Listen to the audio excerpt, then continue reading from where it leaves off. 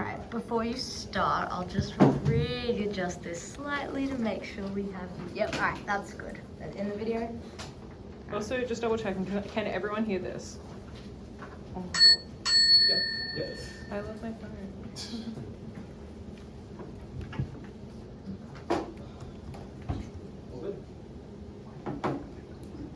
I'm going to start by outlining a situation that I think is extremely common. Let's say you've got someone who's in a relationship, maybe it's somebody who they're really close with, it's their best friend, they've known that person for years, it's well integrated into their friend group, and then that person does something incredibly hurtful. Maybe they make a number of disparaging remarks that really hurt your self-esteem, they do something maybe a bit more serious, like physical or emotional cheating, and that relationship ends, you're distraught, and you go online to, r/relationships, Reddit, maybe you talk to a friend. One of the most common pieces of advice that you get time and time again is, you need to heal, and the way you heal is first by forgiving.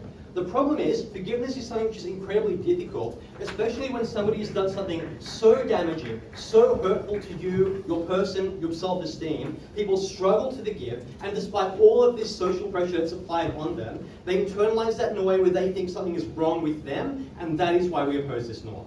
Firstly, some setup. What sort of other alternatives outside of you ought to forgive do we support on side opening government? We support, number one, internalizing the idea that maybe there are shades of grey in people, but maybe some people just are kind of bad people, maybe they aren't going to be treating you nicely, maybe they've revealed who their actual character is. We think people should internalize the idea that you have value and you should be treated with value. We support the idea that maybe there are some things that people can do to you that you shouldn't have to forgive, and we support it being socially accepted if you choose not to forgive that person. The second thing I'll say at the start of this speech is often we think the idea that you ought to forgive people is communicated in an incredibly poorly way, and this will be a bulwark against an opening opposition argument, which might say something along the lines of people are very nuanced in the way they communicate the idea that you ought to forgive.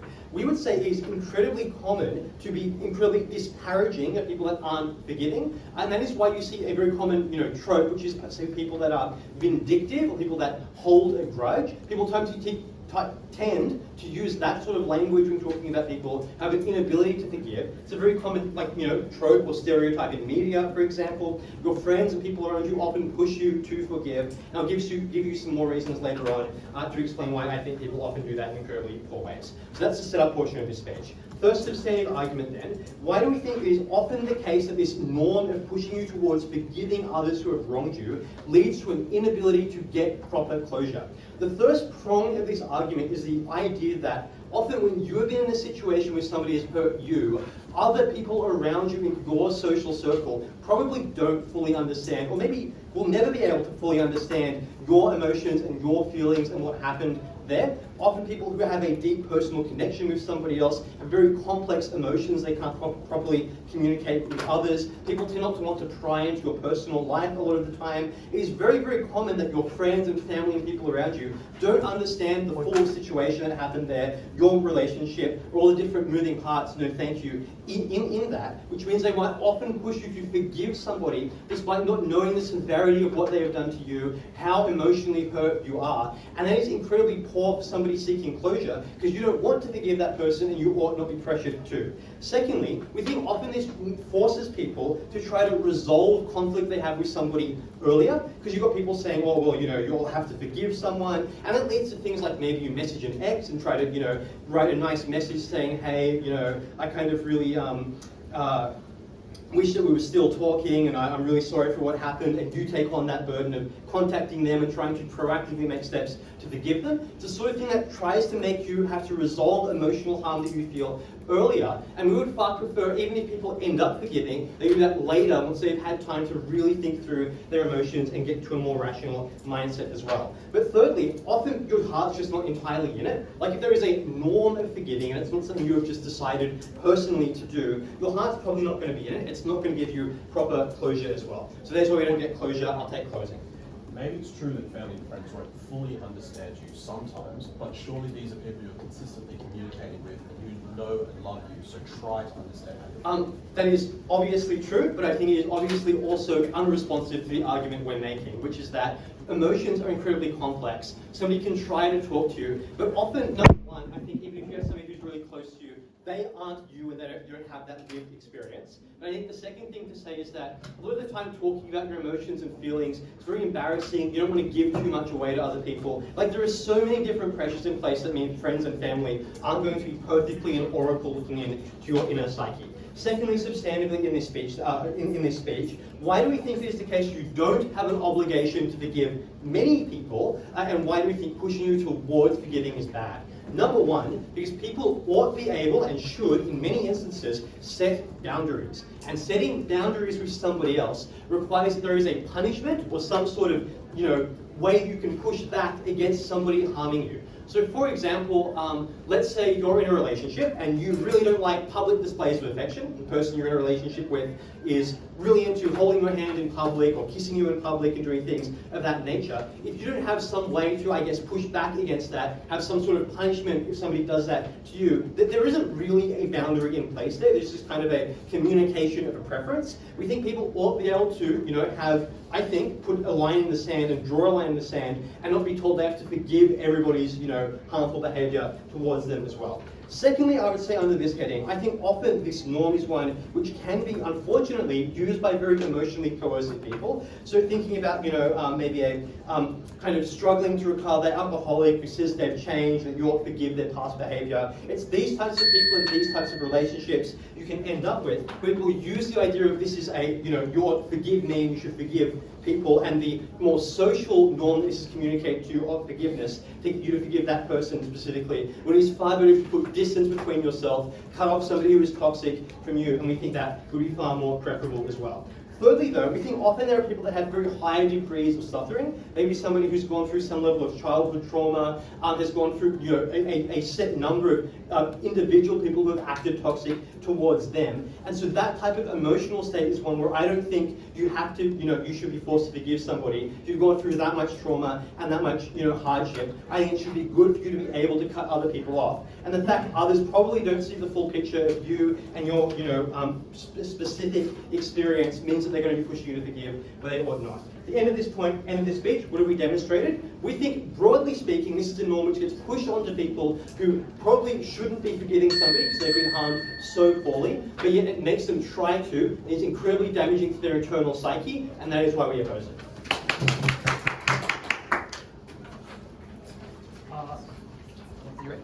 Yeah. Yep.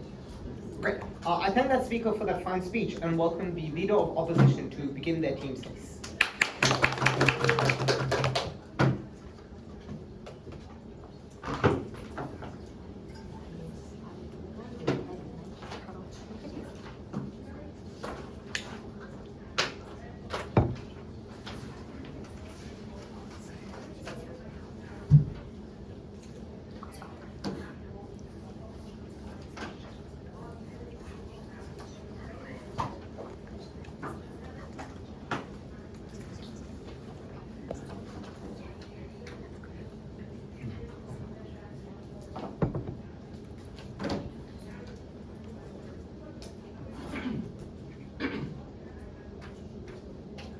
Where OG loses this debate is where they just assert that you should, if ever, forgive someone after you've emotionally processed the situation, but whilst never explaining how they're actually able to emotionally process. Because what we're going to tell you is that it is almost required to be able to properly emotionally process a large majority of the situations they want to talk to you about by forgiving them in the first place. And I'll give you the reasons why this is true.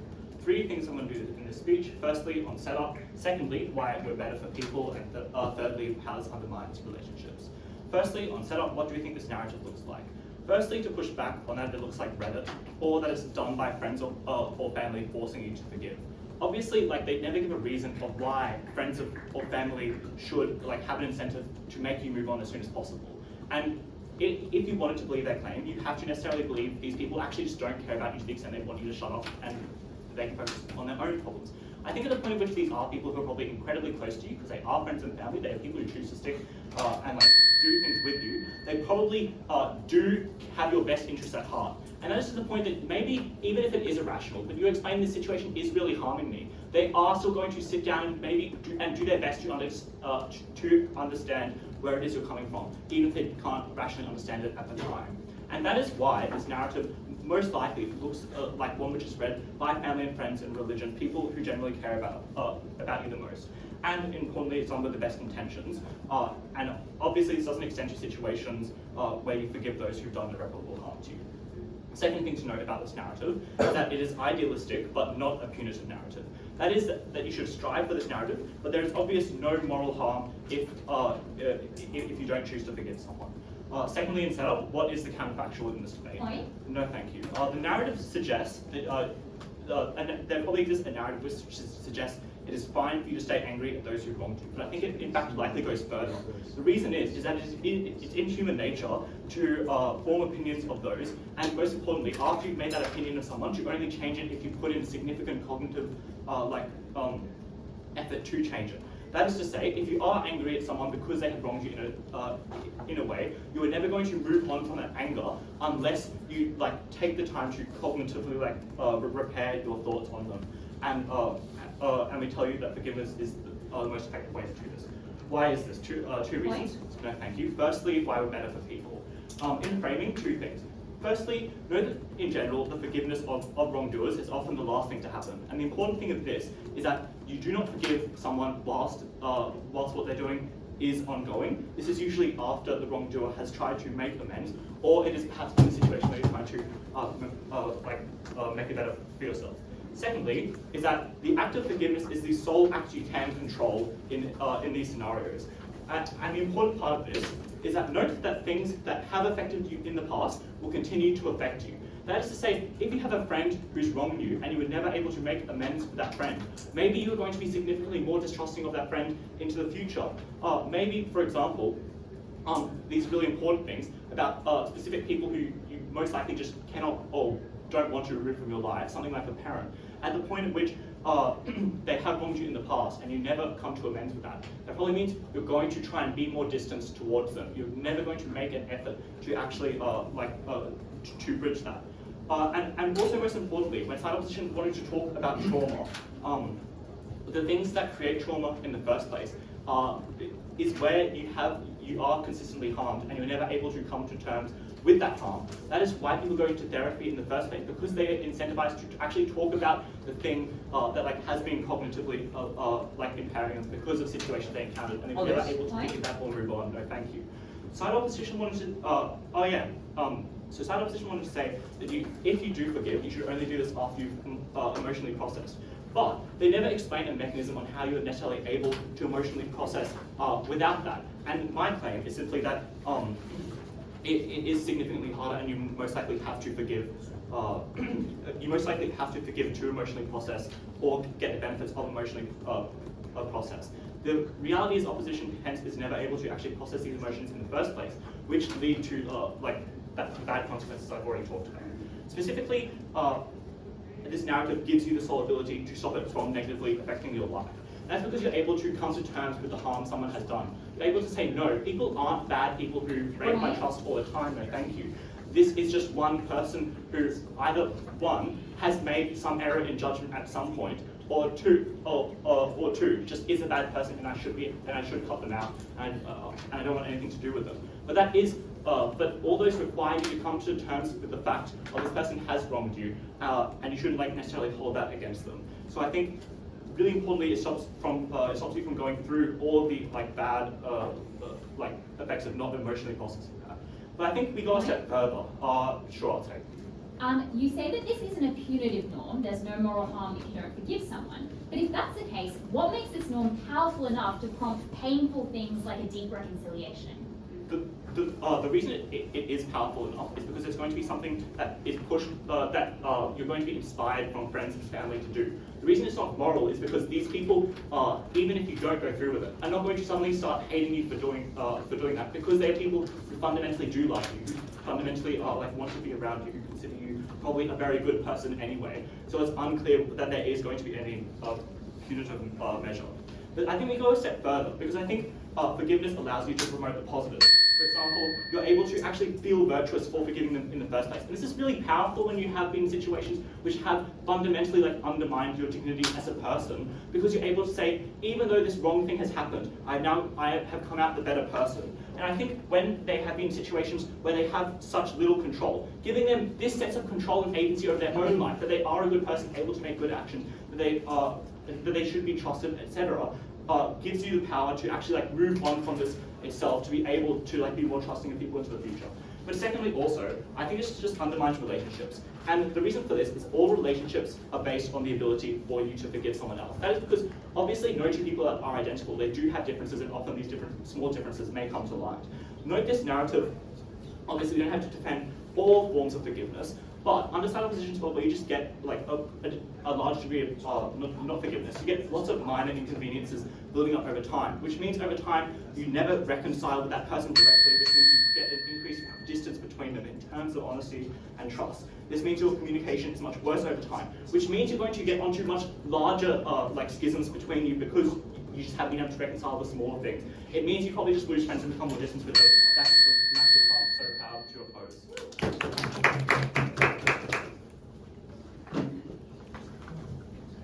I thank the LO for that fine speech and welcome the Deputy Prime Minister to continue their team's case.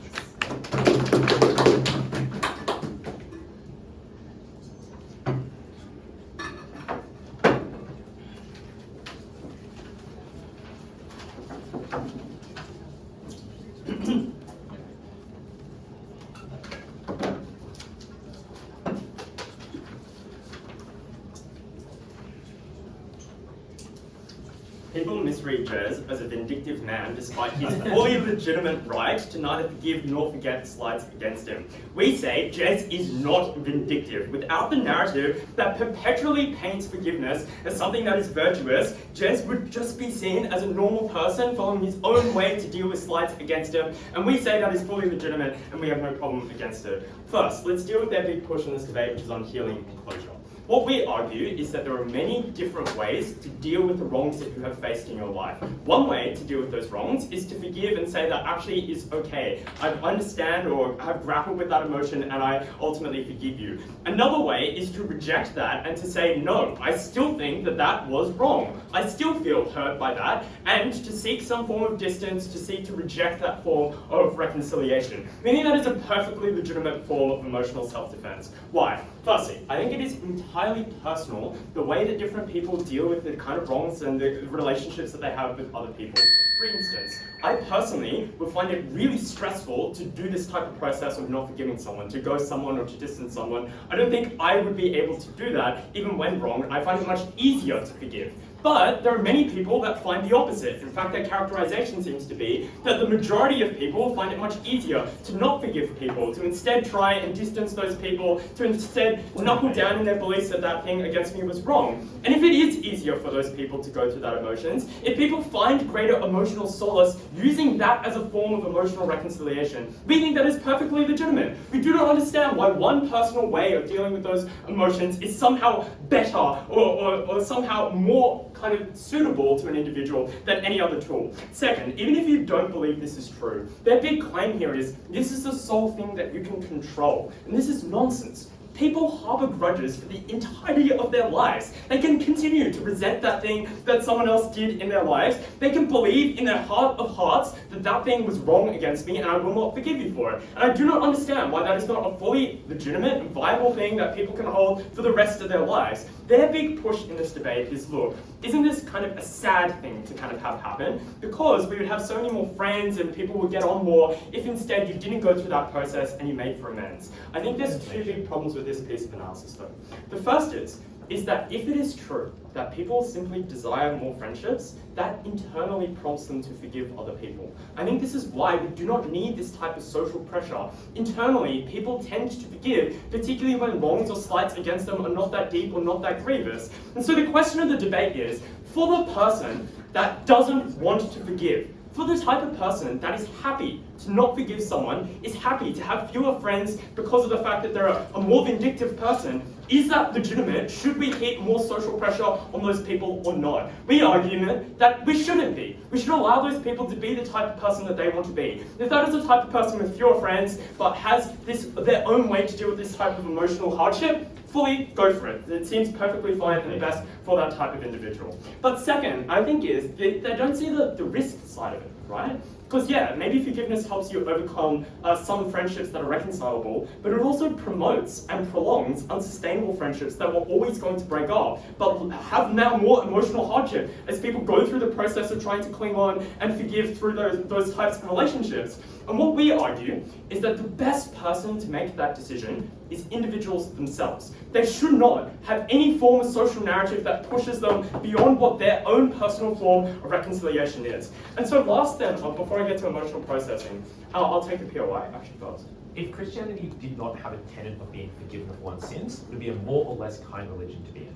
See, this is what we think the problem with Christianity is. It continues to perpetuate these type of social narratives that really push people outside of their comfort zones to forgive, and we don't like that. And actually, this is the kind of additional material I was going to give the deputy, is an explanation about why there's a series of oppressive norms in society that continue to push people to forgive even when they don't want to in their hearts of hearts. And Jack just mentioned the big one, which is religious and Catholic pressures. Through deep histories where your parents were grown up and raised with the expectations to forgive and perpetuate that to their children. And social expectations, the narratives of virtue of forgiveness, the depictions in literature, in movies, in stereotypes, all come from those religious Catholic roots. And we think that needs to be counteracted. We oppose the continued narrative where we don't think Catholicism was right in saying this is the only psychological way for people to engage. But I think the second thing with oppressive social norms is, like religion I think is the higher order, big picture one, but I think there's also the very interpersonal one, that oftentimes people's interpersonal relationships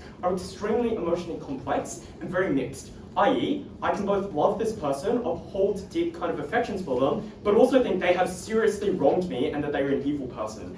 And I think the problem when people have those type of mixed emotions, which is very common in relationships, is that there is intense pressure on those people to forgive their partner, whoever else that individual may be, even when they should have more confidence and need more support and legitimacy in forming that boundary that Arin described and saying, no, I actually don't think I should forgive as these social pressures are telling me. I mean, critically, the way that plays out is often those relationships, those people do maybe eventually still forgive, but the key thing that we provide them under our side is more time. They, on their own, begin to internally make that decision that I'm going to decide to forgive this individual. And when they do it with less external social pressure from the types of religious pressures and types of pressures that their partner places on them to forgive them, that is when they make a better decision. That is when they make a more heartfelt decision. That is when they make a decision which leads to genuine reconciliation, not when they are pushed and prodded before they are ready to engage in that type of discussion and mediation. We think that's what leads to successful forgiveness, which is what this negative team so far hasn't proven.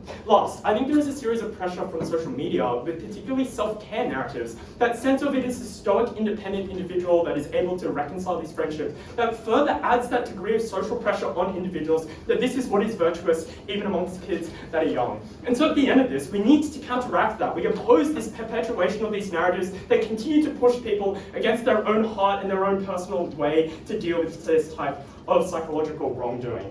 Last, on emotional processing, I want to say a few things. Firstly, they argue, look, this is not punitive at all. And yes, it's not punitive in the sense that your family hates you, but it is punitive in the sense that you feel like there is something wrong with you. There is a degree of internalized guilt that I'm struggling to forgive this person. I don't want to forgive this person, yet it is expected of me, yet it is virtuous for people who are forgiving. What that means is there is always a pressure placed upon people to forgive. I mean, think to the people that really struggle to forgive, but they're using the fact that they can reject people as a tool of self-defense. They should not feel that emotional guilt. They should be free to do what they want to do.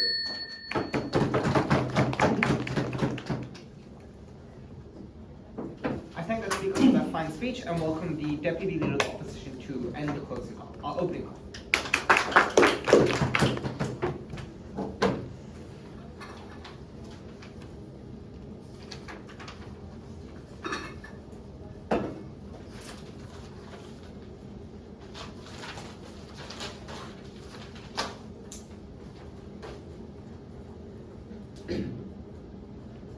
this opening government team advocates for a world in which there are no social narratives that affect you at all, in which you just do exactly what you want. We've already explained why the pressure that they want to say is a result of this narrative does not exist in the ways that they characterise. But the important thing is they never note the counterfactual. The counterfactual which, as Arin describes, people go on Reddit, and people on Reddit don't tell you, oh, you should forgive and forget, you should move on. People on Reddit tell you to blow the fuck out of your relationship. People on Reddit tell you to get revenge against people that have wronged you. And that is the kind of bitterness that enshrines in people under this government team's bench. That is the type of bitterness that tears people apart over time when they cannot forgive those who have wronged them in the future. They leave people powerless to their own emotions. We give them a sense of solace. Let's do some framing first. Firstly, is this norm inaccessible for people? Opening government says it's done in a disparaging way, but their own characterisation is it's predominantly done by your friends and family and people close to you. And these discussions are particularly intimate discussions because you've been wronged in a particular way, and you're discussing with your friends and family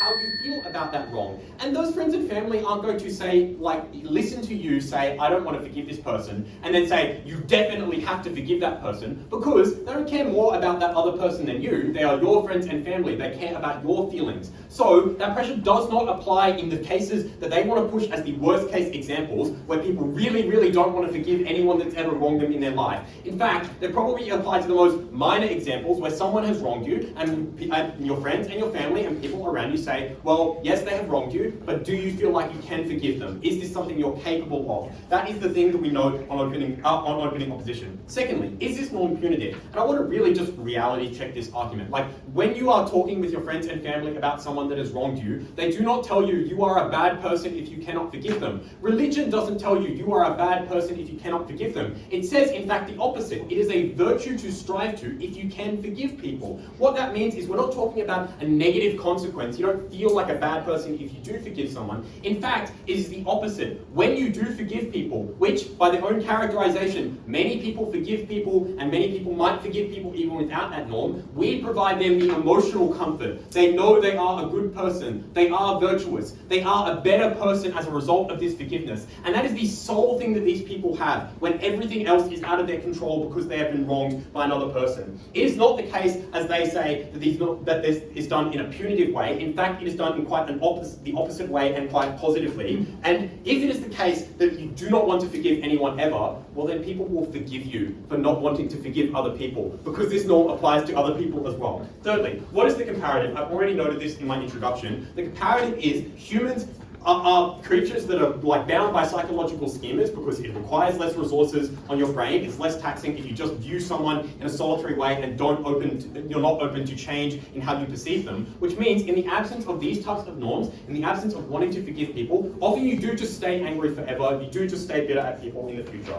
Closing government asks, why is this norm powerful enough? But we don't need this norm to be hugely powerful. We don't need the hardest reconciliations and the worst types of wrongdoing to be forgiven. As we set up in Matt's speech, we explain two things. Firstly, the small interactions that people have the most frequently, if you forgive those more often and you forgive those more quickly, that benefits all of your relationships because you have more stable relationships, you're willing to move on from past grievances and build up your relationships in the future. But secondly, if people want to forgive anyway, and if closing government wants to say this norm is not very powerful, we explain that we get the benefit to people of believing that they are virtuous, believing that this is a good thing that they have done, and therefore getting them the benefit and the control that we provide. So let's then talk about boundaries. The question here is, does forgiveness prevent boundaries? And opening government says, opening government says we support people forgiving people, but just like doing it with more time and doing it like further down the line. But firstly, they never explain why that's likely to happen under their side of the house, especially in response to the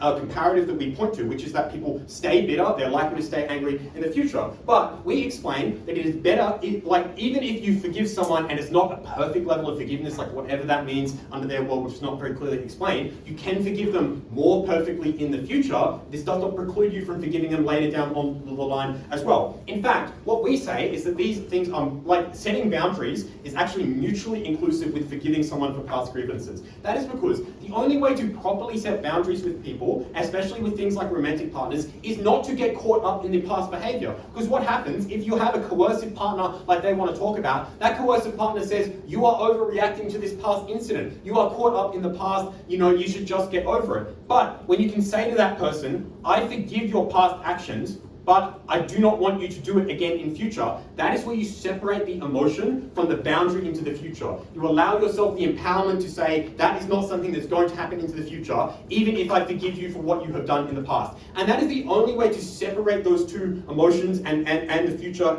in that instance, which means it is the only way for people to properly set boundaries. And without this norm, people do not do that. They stay bitter about these past grievances, and they're less likely to move on from them in the future, less likely to be able to set proper boundaries with those partners. I'll take opening. Yeah, why do people need comfort when they successfully give at the expense of guilt-tripping people who struggle to forgive? Well, firstly, the guilt tripping does not come from the people that have wronged you, because those people are not in a position to be able to argue to you like you need to forgive me for this instance. It likely comes from the people closest to you that have your interest in heart, that you talk to about when someone else has wronged you. But secondly, that closure is incredibly important to people because it's incredibly psychologically draining to be angry all the time. Humans aren't built to be like constantly angry at things in their lives. We have a psychological baseline, which means it's far more beneficial if you're able to move past incidents, not spend brain power on them, move on, and be comfortable with your life in the future. Why should we value the preservation of those relationships? Relationships are difficult, but they are incredibly rewarding. It's impossible to quantify in one speech the benefits of a relationship and the psychological benefits that provides,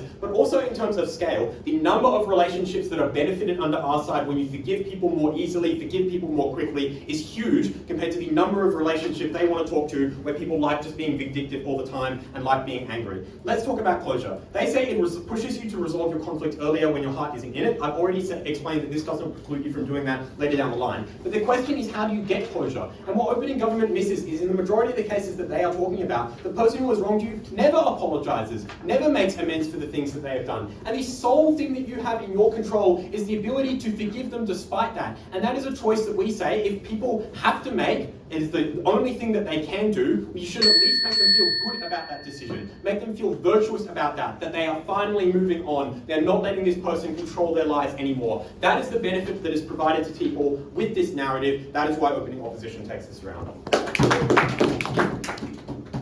I thank the speaker for a fine speech and everyone for a very quick path. I now welcome the government member to begin the closing comments.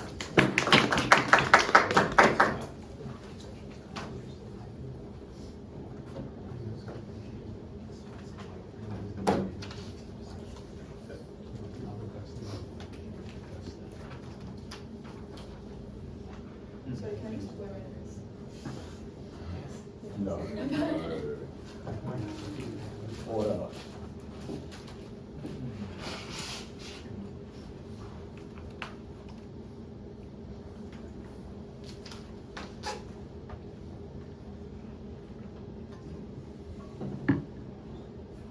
Two things in this extension. First off, why this norm is incredibly coercive, and secondly, why this is incredibly hard to live up to. First off, on why it is coercive. The first thing I want to notice at the head of this is that this is uniquely better than OG's contribution, because this is not reliant on the emotional intelligence of the victim. For example, in certain situations where people are really good at communicating to therapists or are really good at processing their own emotions, perhaps there is some sort of benefit in this sort of forgiveness being achieved. We show why this is utilized in incredibly bad and unfair ways, and that is a reason why it is always bad in every single world. So, a couple of things within this. First off, I'll note that a lot of this applies asymmetrically in incredibly unfair ways. That looks like, I think, 3 different things. First off, there is an asymmetrical burden on the person who has been wronged. Ultimately, they are the one that has to deal with the most sort of emotional burden. They are the one that has to start this process a lot of the time, because they are the only one that knows that a wrong has been committed, which is a reason why they hold a lot of responsibility here. Secondly, this applies asymmetrically and unfairly upon women, or otherwise generally people that are expected to be forgiving. This, for example, looks like the fact that mothers are always expected to forgive their children, or for example, the fact that wives are always expected to forgive their husbands and things like that. But finally, note it is always the people who are weaker within the power dynamic that are always going to be affected more by this. That, for example, looks like looking at children of immigrant families and stuff like that have been emotionally abused, but saying you owe your parents so much because they fed you, they clothed you, you have an obligation to forgive them.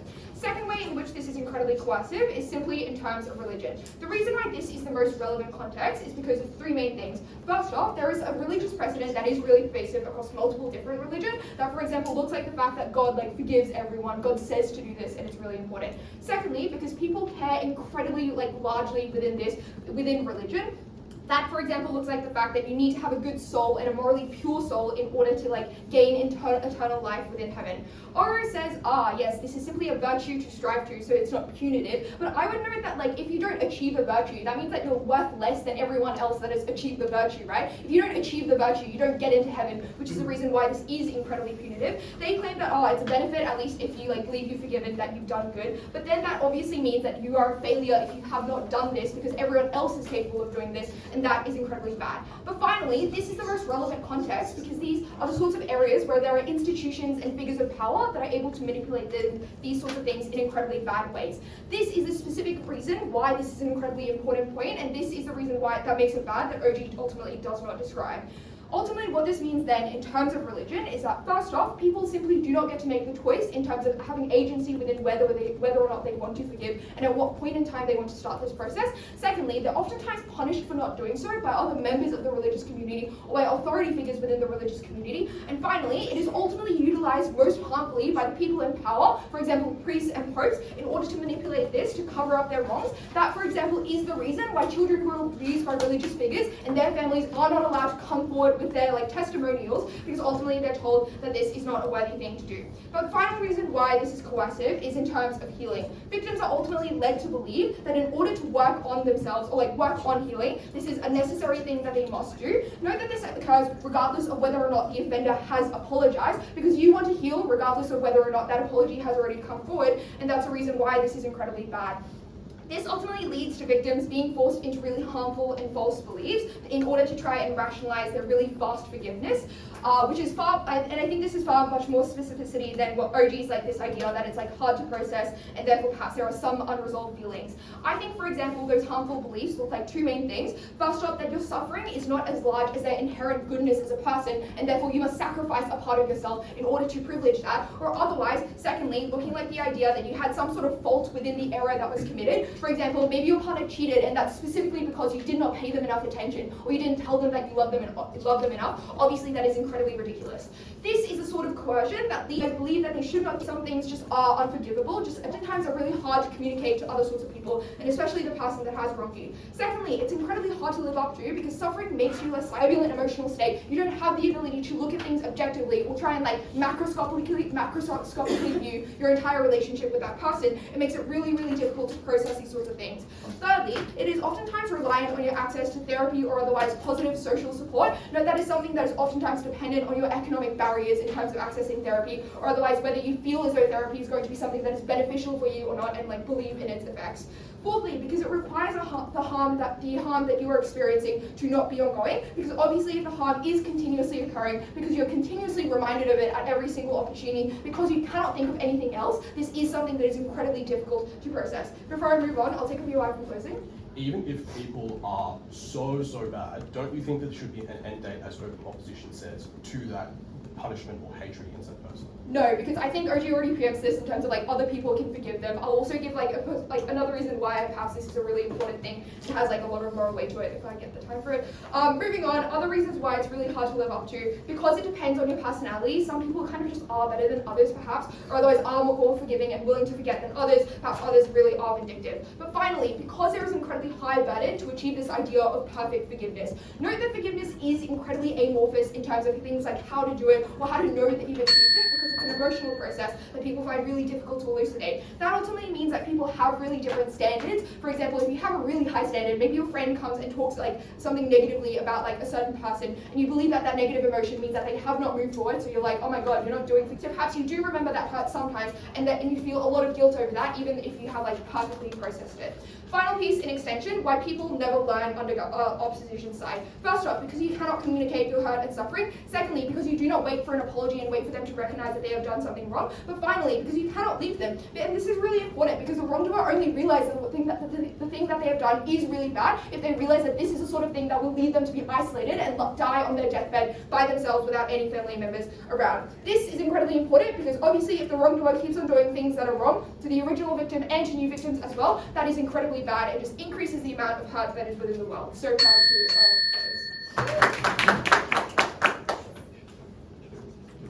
I thank that speaker for the fine speech and welcome the member of opposition to begin their team's case.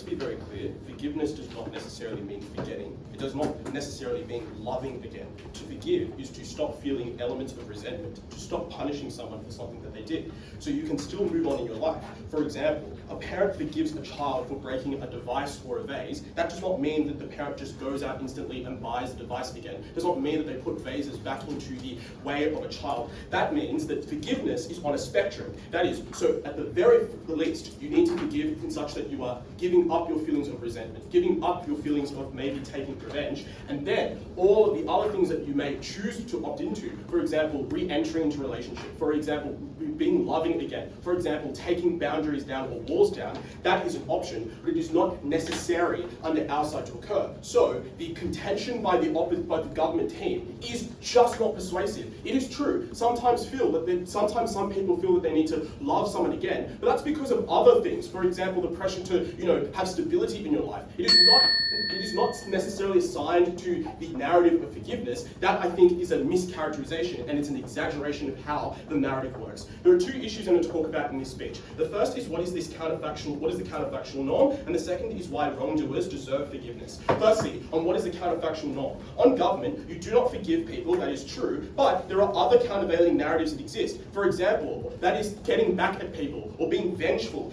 So there are narratives that tell men that you need to be violent back if someone has punched you or has looked at your girl a certain way. There are narratives that tell people you should cheat back if he cheated on you. These acts of vengeance happen in ways that harm both the victim and the wrongdoer. I would note, opening opposition describes bitterness and the feeling of being unhappy, a wrongness inside the victim of something that went wrong. But we also describe a counterfactual narrative of vengeance, which is a little bit more intense than bitterness. Both counter-narratives exist in the world, and we think the narrative of forgiveness tempers both. We would say that the counterfactual narrative of vengeance is far more important to consider in this debate. What this looks like is violence. It looks like nastiness. It looks like inducing pain. And that is too much is too harmful. For example, victims will put themselves in harm's way. They will enter fights. They will do things like enter messy relations. They will further mess up relationships by sleeping with someone's partner to get back at their own partner. It also looks like harming the wrongdoer. That obviously, maybe some punishment should occur to the wrongdoer. Closing opposition is agnostic as to whether or not vengeance is a bad thing. What we are saying, though, is that too much of it is very, very harmful. And the narrative of forgiveness means that there's an end date to it. It means that there's an expiry on it, and that is actively beneficial. How does this weigh in the round? Firstly, against opening opposition, they say victims can't process things, and that's the extent of their harm.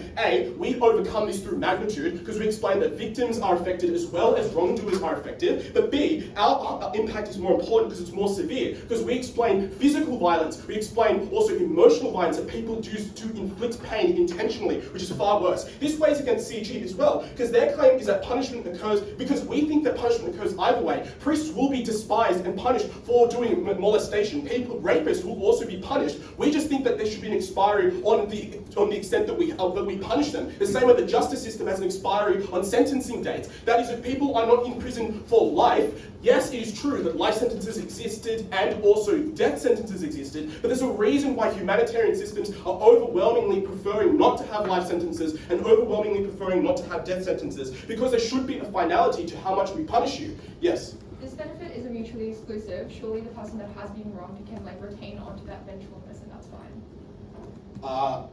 I think that it's useful to have an expiry on that, though. So that's what forgiveness does. It tempers it, it controls it, it minimizes it. Alright, second issue in this speech on wrongdoers deserving forgiveness. We think there are two main reasons why they deserve forgiveness. The first is because people deserve to be forgiven, full stop. The reason being that people make mistakes all the time. People also have obligations that they need to see to, which not having forgiveness for can cause problems. For example, if you crash someone's car, or if you steal from someone, yeah, you should be punished a little bit, but having hatred or punishment done to you ad infinitum is just not fair. What if you need to feed your family? You can't be going through court cases through the rest of your life. There should be some limitation on people taking vengeance or doing punishment punishment against you. But also, we think that like, even if you do the most heinous things like rape or murder, it doesn't mean that you deserve the death penalty or life imprisonment. You did the terrible thing, obviously, but you should be punished to the extent that it is necessary to punish you, not ad infinitum, because no harm is infinitely harmful. Yes, it is true that maybe it harms a victim quite badly, but we just think that, that forgiveness is able to stop the worst excesses of pain. And I would note, secondly, that wrongdoers deserve forgiveness because often victims are quite bad at adjudicating wrongdoing. That is for 4 reasons. Firstly, often victims can engage in disproportionate judgment, and this flips what closing government said. They talk about women. Well, think about how people, judge mothers compared to fathers. When people think about their parents not being a good parent, they think, oh, well, my mother was a little bit distant. How bad? She's a bitch. And then their father's, oh, so good. He's fine, because, there's less expectation on men to be actually there and present. The disproportionate hatred against mothers for being imperfect parents is unfair, and that also occurs in general life. For example, people just blame people of color a little more worse for things that might happen. But secondly, we think there are unknown circumstances that act as mitigating factors. Not everyone has a full document of their mental health issues. They don't have a diagnosis of autism or diagnosis of bipolar disease, which you can hand to the victim to say, this is the reason why I think I should not be hated as much. We think victims, yes, should feel pain, should inflict punishment maybe, but there should be limitations on that because you don't know what aggravating factors led to that person being problematic. But thirdly, sometimes people are not actually wrongdoers. Like, people have different values. For example, maybe sleeping with someone's ex is a bad thing for some people, but for others it's not necessarily the case. Different cultures have different values. It's unclear that you should be punished for someone's different values. We think that there should be some control over that. Fourthly, we think that systems are often the thing that are causing the wrongdoing, and a specific wrongdoer is being targeted for it. For example, if someone commits theft, if someone takes your IP, if someone steals your project at work, guess what? The person who did the wrong thing by stealing from you, they were also stolen from under capitalism. Sorry to be a bit of a shill, but there are systems that force people into behaving in problematic ways. The system itself creates the circumstances that necessitate wrongdoing occurring, and now we've blamed one person or one aspect of that system. That is not fair. Morally and principally, it would be reprehensible for you to cast a ballot in favour of punishing people ad infinitum. You should have forgiveness. That is just a moral fact. Thank you.